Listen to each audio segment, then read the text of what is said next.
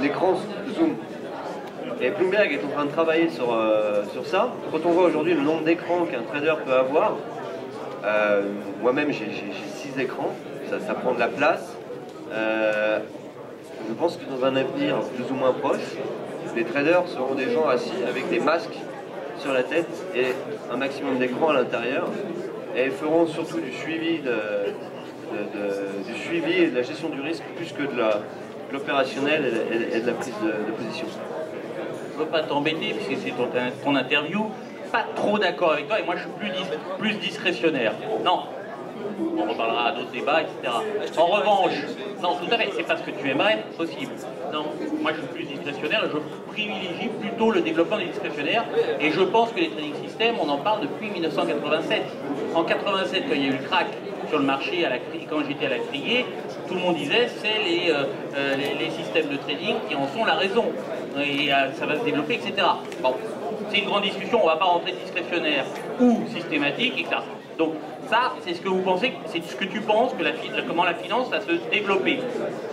Petite opposition, tu me parles de ces lunettes dont on a vu sur LinkedIn et sur Twitter, etc. On en a vu plusieurs extraits d'articles, tout le monde a retweeté. Comment expliques-tu si on est plus systématique, on aura moins besoin d'écran? Et ces lunettes n'auront plus, ce sont des lunettes qui peut-être seront efficaces. Moi j'ai pas 6 écrans, j'en ai 8. Je trouve que c'est pas suffisant. Il m'en faudrait plus. Mais si tu as ces lunettes, pourquoi pas? Ces lunettes c'est un moyen facile pour réduire l'espace. Mais est-ce que c'est pas plus pour les discrétionnaires que pour les systématiques? Non, non. Bah, peut-être effectivement. Peut-être qu'effectivement les lunettes vont être utilisées de manière discrétionnaire. Maintenant, si on regarde le volumétrie qui est fait quotidiennement lors d'une séance de bourse à Wall Street, le nombre d'ordres qui sont passés à la mano et ceux qui sont passés de manière systématique, la proportion ne fait qu'augmenter et je crois qu'on est proche de 70% de trades aujourd'hui qui sont passés de manière automatique contre 0% il y a 10 ans. Alors, la question que j'avais posée, que tu n'as pas encore répondu, c'est projet de zone bourse. Est-ce que justement, vis-à-vis de cette systémisation du marché, est-ce que zone bourse va s'appuyer là-dessus pour faire des développements ou c'est tout autre chose que veut essayer de faire et de créer zone bourse dans les prochains mois ou les prochaines années? Bon, alors chez Zone Bourse, on est des geeks de la bourse. Notre force, c'est qu'on est vraiment spécialisé dans l'informatique boursière depuis maintenant plus d'une quinzaine d'années. On est des spécialistes du data mining, du big data pour la finance, et on traite un maximum d'informations, de flux, de données, on les retraite. Vous avez pu voir forcément le nombre de news et d'infos qu'on agrège sur Zone Bourse. On est en permanence en train d'investir dans la donnée. Parce que pour nous la donnée agrégée, retraitée et manipulée nous apporte une valeur ajoutée considérable et temps réel, un avantage concurrentiel par rapport aux autres. Donc on investit en permanence dans l'informatique, les serveurs, les données. On a un docteur en physique dans l'équipe et on met en place des outils qui sont, je pense, réellement révolutionnaires, basés sur une technique aussi sur le fondamental, avec des mises à jour quotidiennes des fondamentaux de toutes les boîtes dans le monde qui sont suivies par au moins un analyste. On a un très gros contrat avec Reuters sur cette partie-là. On a un strategic partner de Reuters. Et donc en fait tous les jours on agrège 6 gigas de données en provenance de tous les analystes dans le monde, sur tous les marchés, pour toutes les actions. Et on a mis en place donc, des systèmes de rating qui nous permettent de classer toutes les sociétés dans le monde selon un maximum de notes, de critères. Et donc en fait pour nous, le discrétionnaire, on reste des discrétionnaires. Ce dont je te parlais, c'est pas quelque chose que je souhaite, c'est quelque chose que je vois évoluer et une tendance qui est lourde et forte. Nous, on utilise l'informatique comme pour le screening.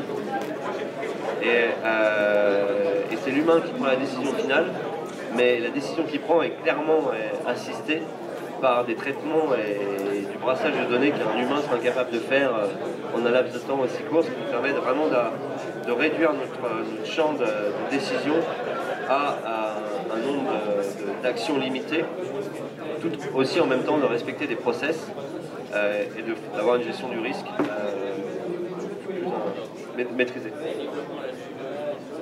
Alors notre actualité, on travaille depuis plusieurs mois au lancement d'un fonds d'investissement qui devrait voir le jour cet automne. Comment? Un fonds d'investissement action PEA. Pour que nos lecteurs français puissent investir dans des conditions fiscales correctes, optimales. Donc on va lancer un fonds d'investissement PEA sur les valeurs européennes en partenariat avec une grosse banque. Et on va utiliser le site et le média comme un axe de présentation et de distribution du fonds, mais aussi d'explication et de transparence sur la manière dont on gère le fonds et les décisions qu'on prendra. Ce qui, je pense, une fois de plus, va être une innovation majeure dans le secteur en France. Après avoir été les premiers à gérer les portefeuilles virtuels dans les conditions du réel, en temps réel, et passer en argent réel, avoir lancé le premier concours boursier réel au niveau mondial basé sur l'argent réel, on va lancer quelque chose d'assez costaud dans la gestion d'actifs avec un partenaire de renom cet automne.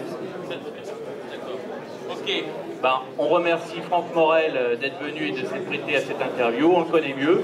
Et je vous invite à aller les retrouver Zone Bourse sur le stand A2 et de leur poser toutes leurs questions ou de demander plus de détails sur toutes les informations que vient de nous indiquer Franck. Merci. Voilà, merci.